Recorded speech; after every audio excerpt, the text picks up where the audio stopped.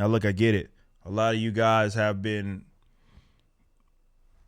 scared into being irrational. And a lot of people got caught with egg on their face and they don't want to admit that. Some people were able to go ahead and admit it, that the 15 days to slow the spread was always a bait and switch, but it was also needless when you consider what we learned about the virus itself. It was always a mistake, but there are so many people who had given in to this whole narrative that this was an apocalyptic virus, and they're still treating it like it is. And when I say that you have been fearful, or rather feared, fear-mongered into being irrational, what I mean by this is I cannot stress enough how what we're doing in terms of the response to the virus is unlike anything that we have ever done in modern history. We have not ever done this for anything else.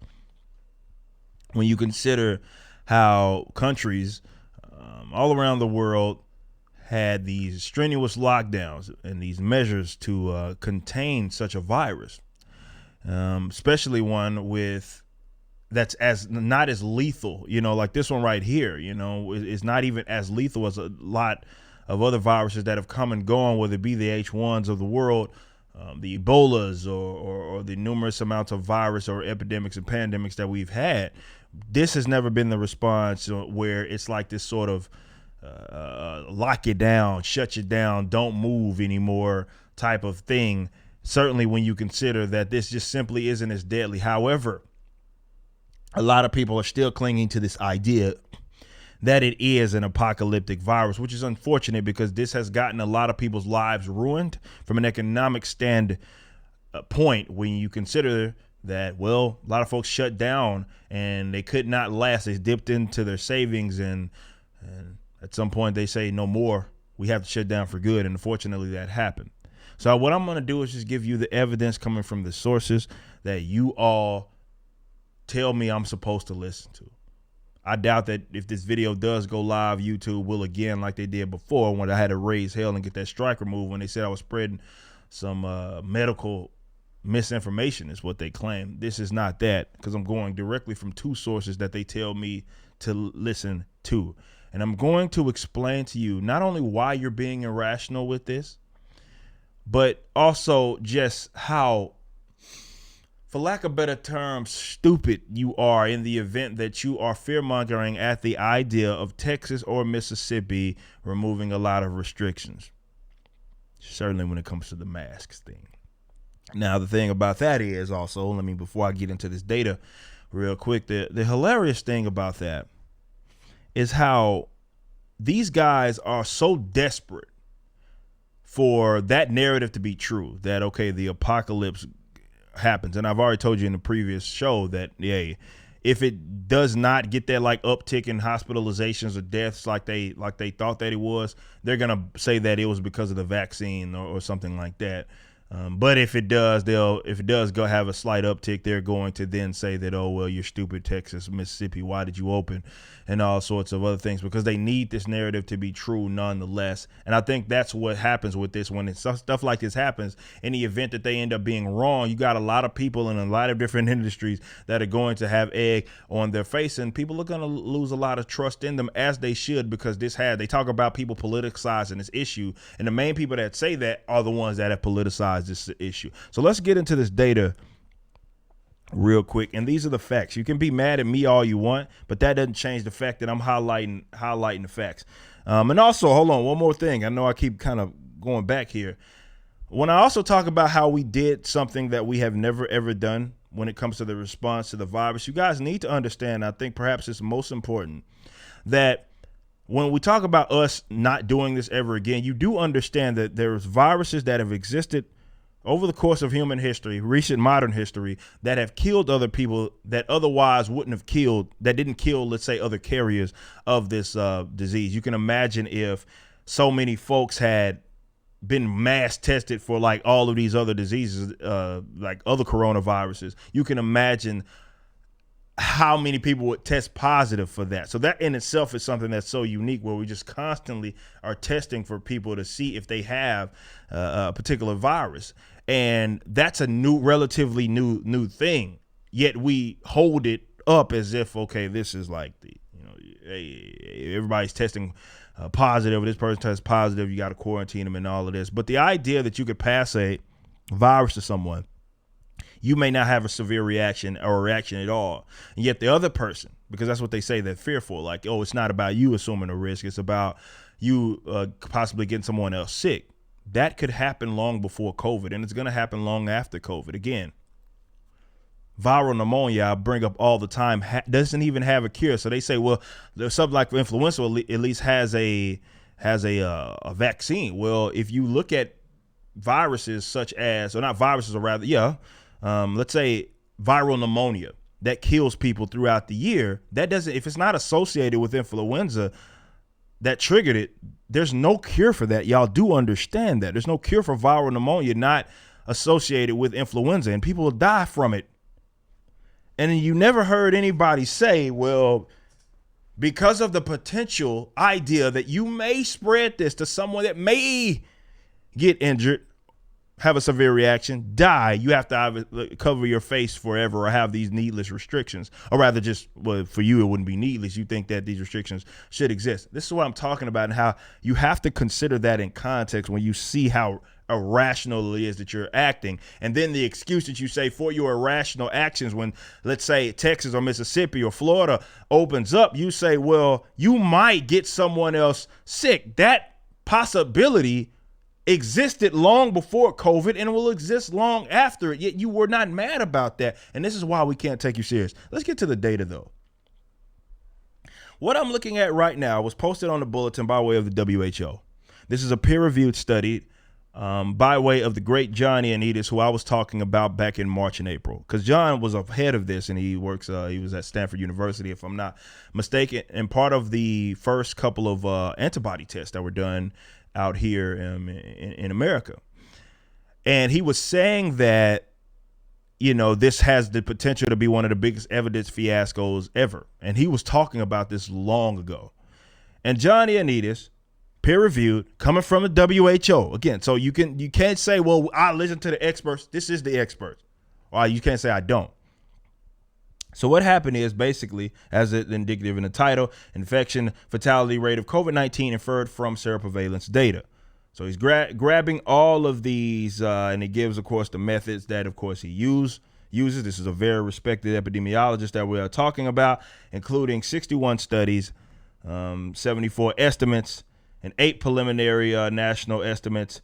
So you have in the combination of all of these studies that are dealing with, different, even in different countries, if I'm not mistaken.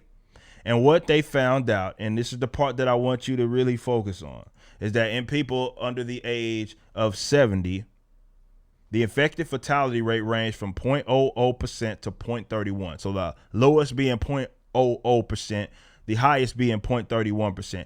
So if you get the crude and corrected medians of 0.05%. So the IFR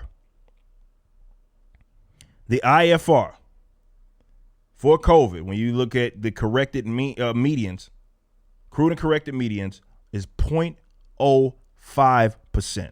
Meaning, and that 0.05 is that you would die from it, that you have been dying, or that you see people dying from it.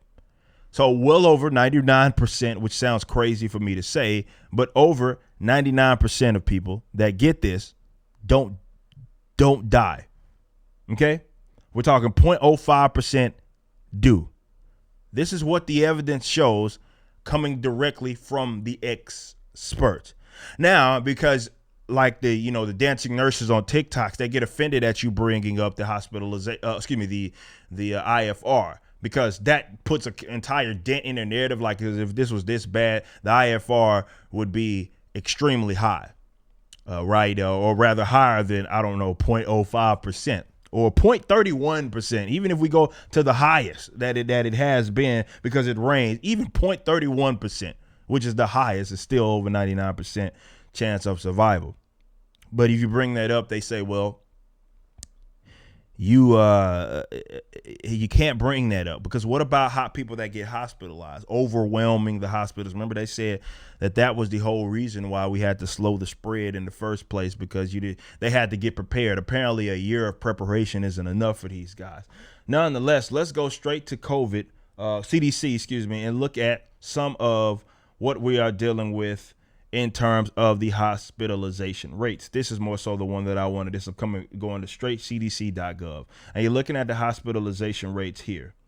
And this is per 100,000 population. This red line right here, right? This is over, this is what capturing data since May of 2020, last year. And the red line is people over the age of 65. So even if we go to the peak here, which was, of course, certainly during the winter, January, looking at this, even them, you're seeing that per 100,000. Okay, this is what we're looking at. The hospitalization rate is per 100,000, 66. 67. 67 at its peak. For people in my age group, which will be between 18 and 49, you are talking about being hospital at its peak right here, according to the CDC, is 9 people, or 9.4 out of 100,000. That's hospitalization. That's not deaths. That's hospitalization. So here are the facts here. You are extremely unlikely to not only, and this is despite all of the questionable, whether it be the PCR test and all of that, which seem to get changed. Like, okay, what should we be including these? How many people actually died with COVID versus how many people died from it? Like, that's a whole nother animal. We know some of those numbers are flaky when you consider spots in Florida that were including motorcycle accidents in their COVID numbers. This is despite all of that, because what you're looking at now is the rates of COVID-19 associated hospitalizations. These are laboratory confirmed. So even from that, including all of that, in my age group, for example, you're talking about 9 at its peak. That's not even like going into like now, which is 2 out of 100,000. So this is the facts. This is what the data tells us here from not only the WHO by way of Johnny Anitas, but as well as the CDC from their own website is telling you that it is extremely unlikely for you to not only die from it. It's extremely unlikely that you would die from it. It's also extremely unlikely for you to be hospitalized for it, period. That's what the data says, guys. It's not in my opinion. So whether you think I think you're goofy for having a mask on your face, or not necessarily that, it's more of forcing everybody else to want to cover their face. The data does not match up with your actions. That's a lot of people like myself and our frustration with you guys, right? It's simply not the virus that you promised us it would be, and it doesn't match. The trade-off doesn't match. You want people to be locked in a bubble seeming for the rest of their lives because it's for a virus that has not only a 99% survival rate, it is extremely unlikely for a big bulk of the population to ever even go to the hospital for it, man. That's what the data shows, man. That's what the data shows from the experts that you tell us to listen to, minus the fear mongering. I'm just going straight to the data, and that's what it shows. You see, me being in the music industry and seeing so many folks just have their lives ruined, venues that have been open for decades have to close down because, it's illegal for us to work.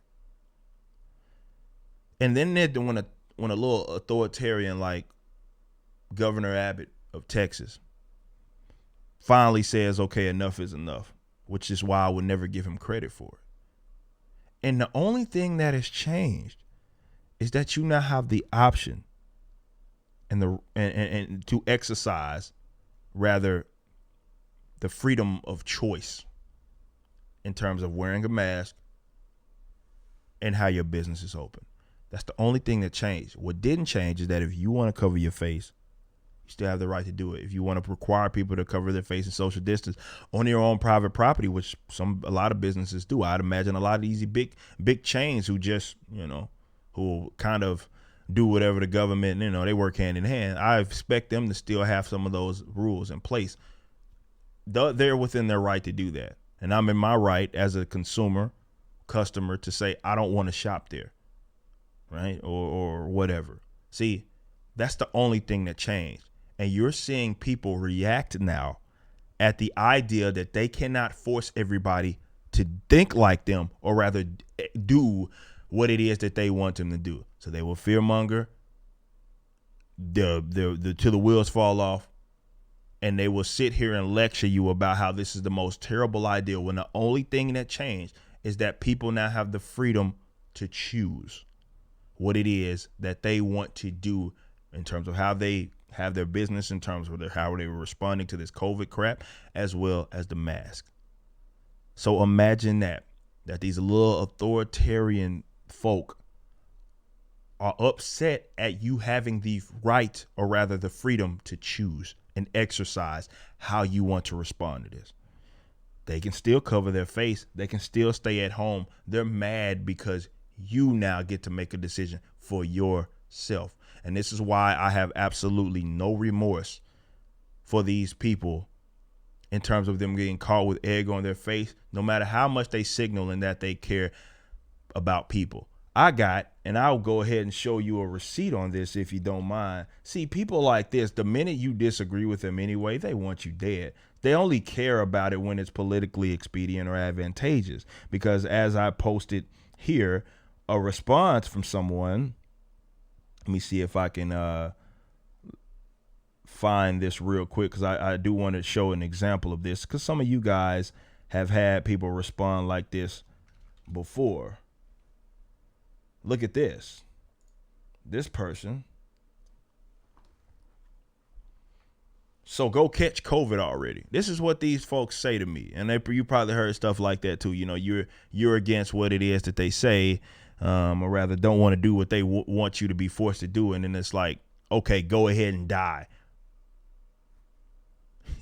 It turns out that it wasn't actually about saving lives. Look, the fact of the matter is, it's not the apocalyptic virus that you wanted. And I think this kind of goes hand in hand with the culture issue here, where people dramatize events and people want to act like they have survived the apocalypse. So what's happening is that people are trying to speak something into existence. Look, you are free to not assume whatever risk, but at the risk of us going to other people, interacting with other people, and knowing that this may result in, let's say, a illness. This is something that we have been doing over the course of human history. Allow us to continue to assume the risk as we had before. If we get sick, hell, if we even die, I've told you that changes nothing about anything it is that I said, because that's the right that we have. And for a lot of us, it's more likely that we would die from a car accident than we will COVID anyway. It's not the apocalypse you tried to promise us.